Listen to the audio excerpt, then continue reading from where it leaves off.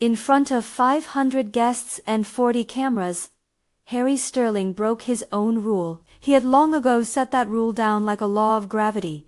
Never dance at your own event. It was a small discipline, a physical refusal to let intimacy be photographed and archived, a way to keep his private life from collapsing into the ledger of his public persona. That evening, the ballroom at the Sterling Foundation glittered like a photograph waiting to be taken. Curited, waiters circulating trays of something cold and green. The murmur of donors and trustees learning one another's names. Harry stood near the dais, as if he were part of the architecture.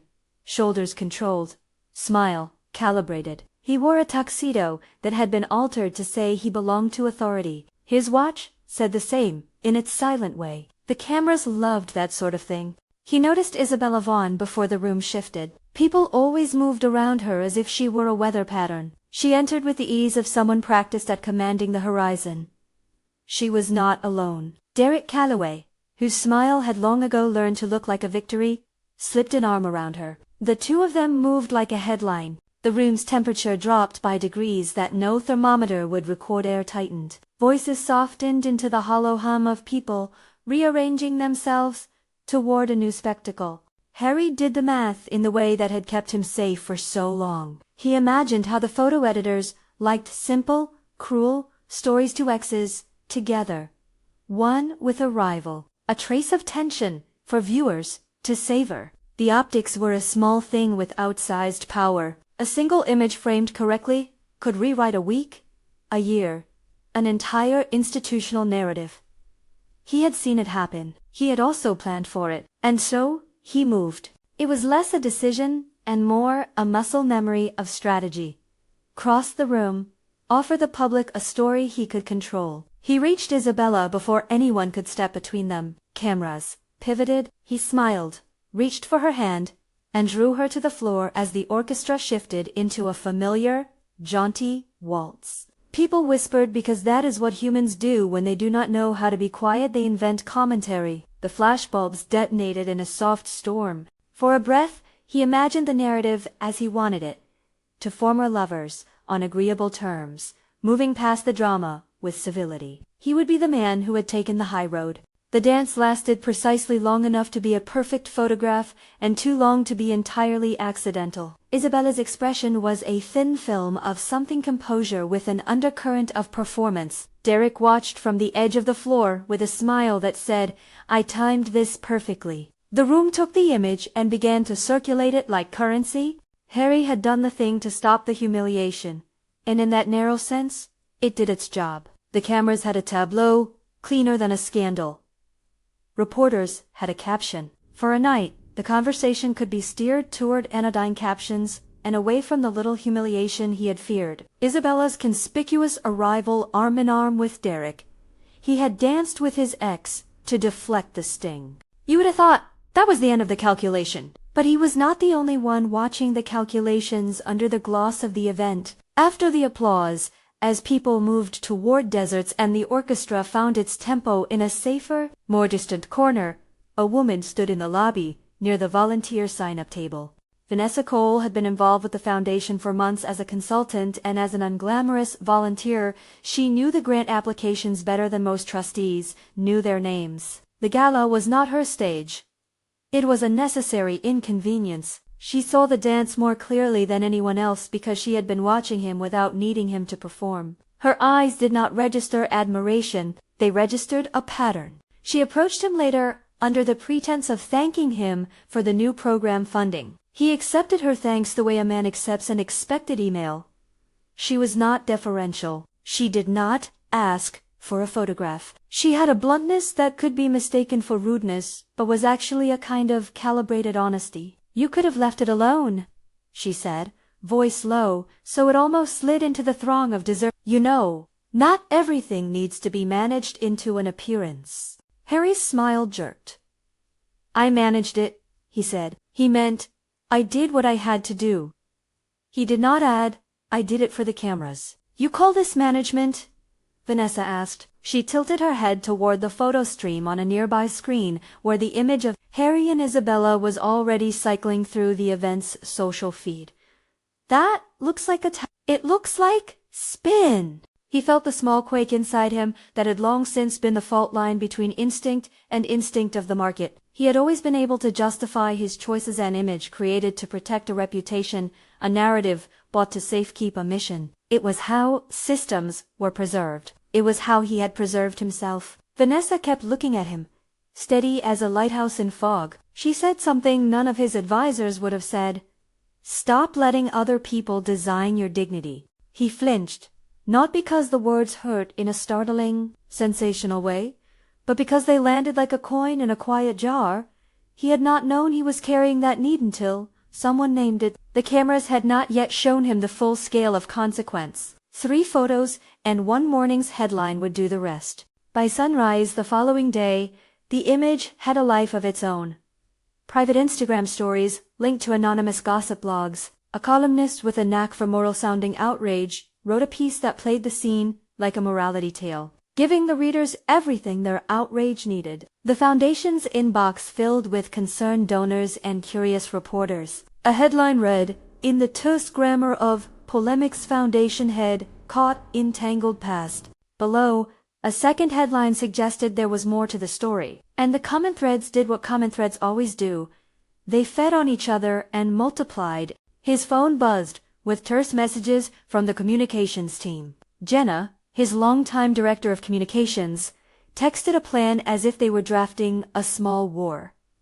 Statements, timelines, selected press outlets. The board called for a quick conference. Mr. Langley, a trustee, and a man who liked control, left voicemail after voicemail. The instinctual solution was a statement that would minimize harm. That would reframe the dance as friendly closure and highlight Harry's commitment to the foundation's work. It was tidy. It was familiar. Harry read the drafts. They were all the same in different fonts. A version of truth crafted into a single narrative that would simplify the messy stage of his life. He had drafts in his head that matched Jenna's drafts on his phone. The words were all strategies to preserve the ledger. He considered forwarding them with the practiced efficiency of a man who could choose a story and rent it to the public. But Vanessa's low voice from the night before lingered.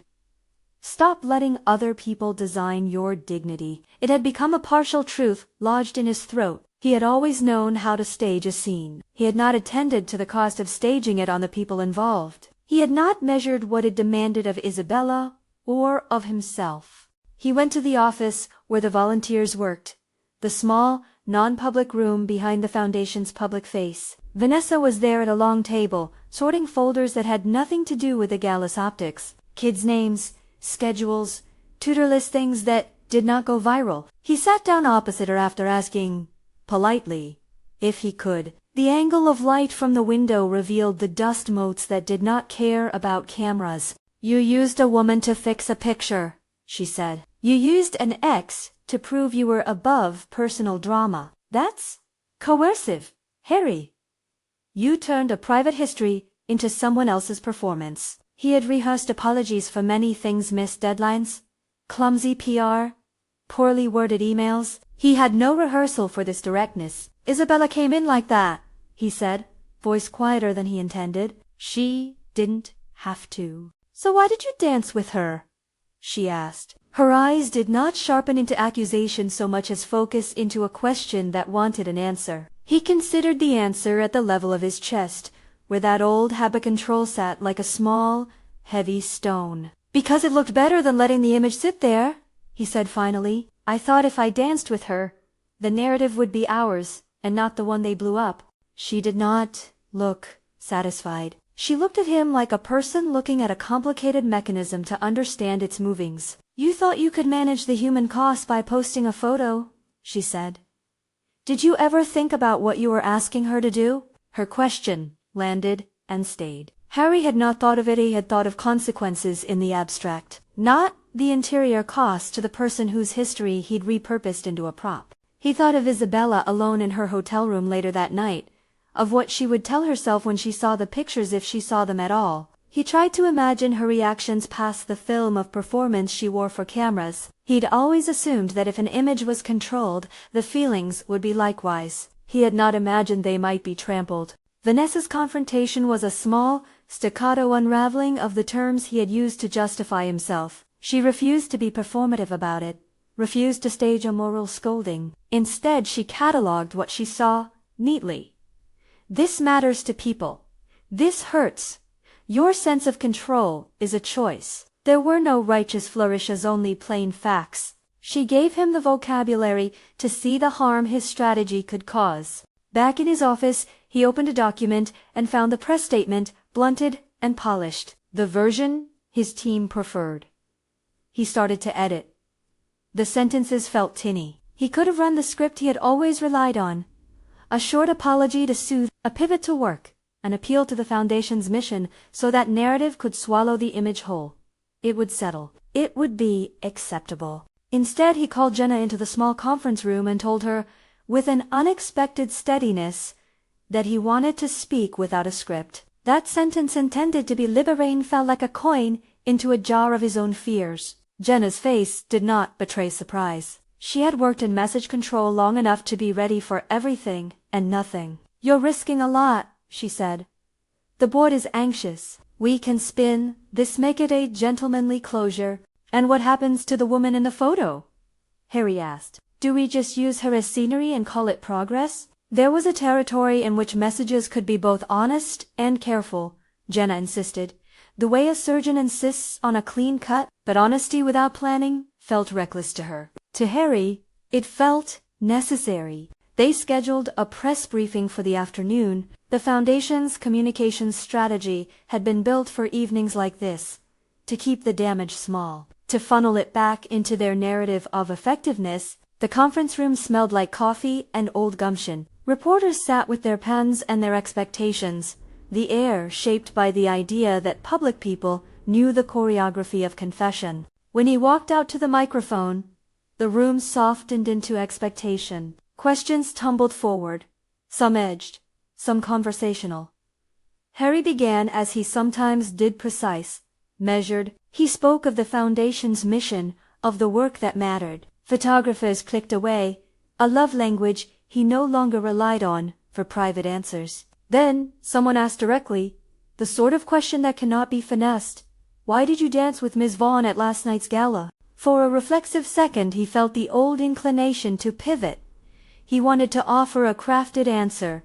It was about closure. It was an amicable gesture. Such answers were comforting and glossy. But Vanessa's voice echoed in him like a small, steady bell stop, letting other people design your dignity. He allowed the admitted truth to form. "I danced because I thought that would shape the story," he said. His words were not extravagant. They were not dramatic. They were small, like the right measure of salt. That was a tactical choice. "I see now that choosing an image over a person has consequences beyond the optics." A reporter, sharp-eyed, professional, asked whether he had consented with Isabella for the dance. The cameras leaned into the absent space between people. He steadied himself. "Yes," he said slowly. She consented. But consent does not erase the dynamics of being used as a veneer. "I can understand how it looked, and I regret the part I played in reducing a person to a visual." That admission did not absolve him. It exposed him. It also complicated the tidy scripts people expected. He could have framed the dance as mutual and amicable and left it there. Instead, he chose to name what he had aimed to accomplish and to acknowledge the person behind the image. It was an act that cost him control. And control rarely forgives cost. His communications team watched with a mixture of alarm and something like admiration. Jenna's face shifted through its practiced placidness into something that looked like respect for the unexpected truth she had not drafted. Vanessa watched from the back row, arms folded, face in. She had not asked him to confess on her behalf. She had asked for him to see. This was not a performance to be applauded. This was a test of whether words matched interior change. The board response was quick. As boards are, Mr. Langley called a meeting with the sort of briskness that suggested consequences were being tallied. Donors would be appeased. The Foundation's work would be defended. Yet Harry had selected a different trouble. He would accept those consequences rather than reshape them into a PR-friendly narrative. He did not announce resignations or sweeping policy shifts. He announced a simple, personal accountability, that moving forward, the foundation would clarify consent practices for public images, and that he would step back from public face and optics for a while to make sure policies matched intention. It was a small, institutional concession that carried personal weight because he had chosen it. Vanessa did something that she could have handled with a harsher pen, but did not. She asked him one question privately after the press conference. No cameras, just the echo of the conference room still warm from reheated coffee. "Isabella okay?" she asked. Her voice was not inquisitive in the way of gossip. It was concerned. Harry admitted that he had not checked in the way someone checks in when they have not been part of an arrangement. He asked for her contact, and within the day there was a message exchanged. A short, courteous note from him acknowledging the public moment and asking how she was. Isabella replied with a calm that was not devoid of bruising. She did not demand an apology in public or private. She simply described how the night had felt and what she needed. Not narratives designed to protect another man's image, but an offer of respect for her own story. That conversation was not dramatic. It was an exchange of small truths and the beginnings of repair. Harry offered an apology, unequivocal but not showy. He did not make it into theater. He understood the difference now. Apology is not a press release. It is a conversation. Saying it into a microphone is different from saying it directly, and he had learned to do both with different levels of authenticity. Vanessa's role was not to be a moral arbitrator. She kept her distance from sanctity. She continued to work with the foundation, but she also continued to refuse to be part of spectacles of deflection. She told Harry, simply, that she had been watching for months, and something in him had been off balance. "You manage things like inventory," she said. "People are not inventory." Her words cut him in ways that were not cruel, only clarifying. They also made room for a small, incremental movement toward change, rather than an implausible, overnight overhaul. He had expected the world to punish him and then forget. The punishment, public correction, happened, but then something else did. A quieter movement toward reconciling intention with practice. There was a cost. Some donors wrote curt emails. A few board members demanded stricter governance. The gossip columns did what they do best and leaked a rumor here and there. But the foundation's work, education grants, after-school programs, a mentorship program for kids in the neighborhood continued. Harry found himself spending time not on glossy photo ops, but in the places the foundation was meant to reach. One afternoon, a small fundraiser at a community youth center was scheduled. No press, no cameras. It was precisely the sort of thing Harry had once delegated to junior staff. Now he insisted on attending in person. The center smelled of coffee and dry erase markers and the faint, comforting scent of crayons. Children ran around with the authorized chaos of after-school programs. The room where they were holding the event was ordinary. Folding chairs, a slightly dented piano, a banner taped crookedly to the wall that read, "Thank you, Sterling Foundation." Vanessa was there, quietly arranging speakers and checking that the volunteer schedule was unrolled. She had declined to be photographed for the gala's recap.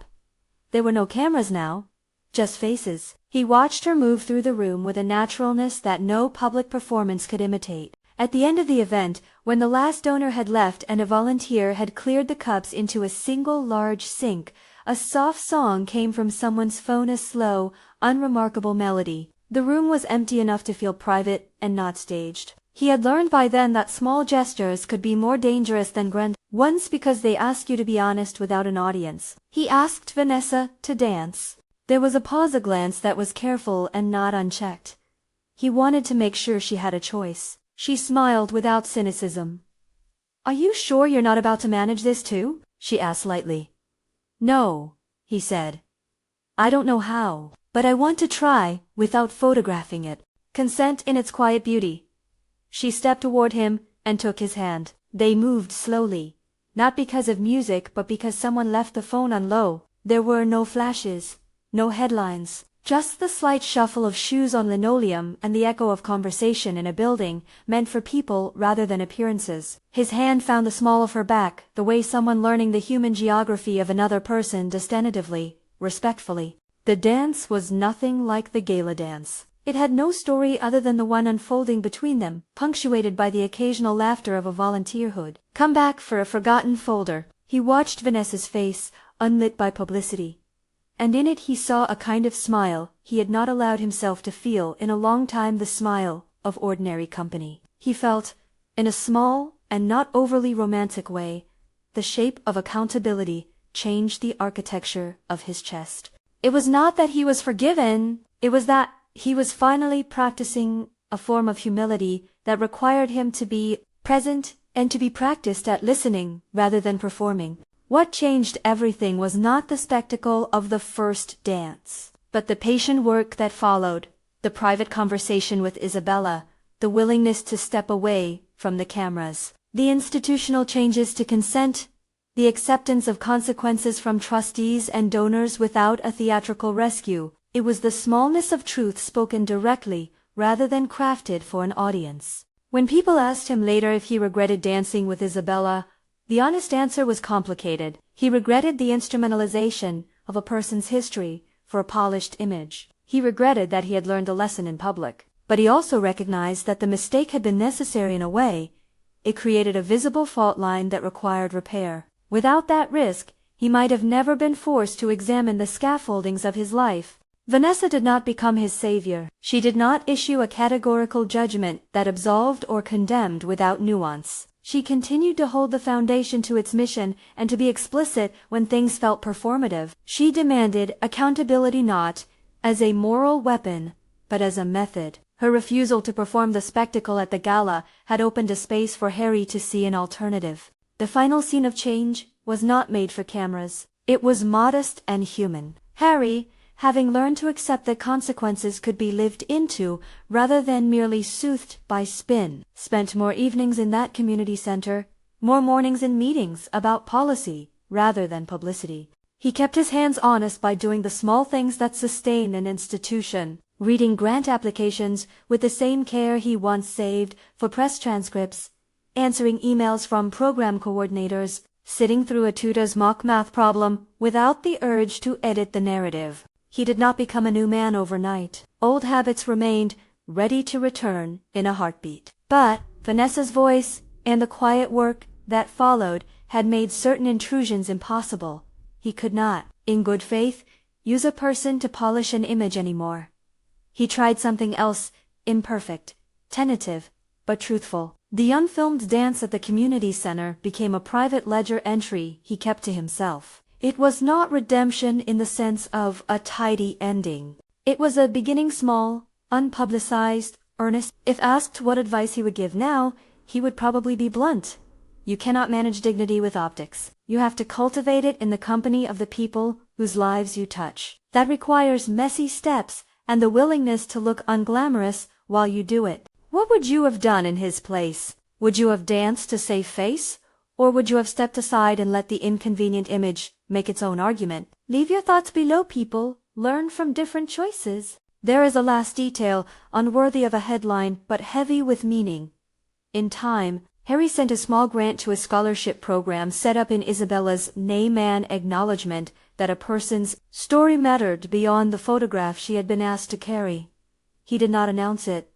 He did not parade it. He simply followed through. The cameras still loved a good picture, and sometimes the world still reduced complexity to a glossy caption. But sometimes, in rooms the public rarely saw, he remembered the shape of a hand in his own and the quiet accountability that a single, honest decision can begin. If anything changed everything, it was less the public spectacle and more the private willingness to be worse at optics and better at the slow work of being decent. If you found this story meaningful, consider liking and subscribing for more narratives where people make messy choices and try to do them better.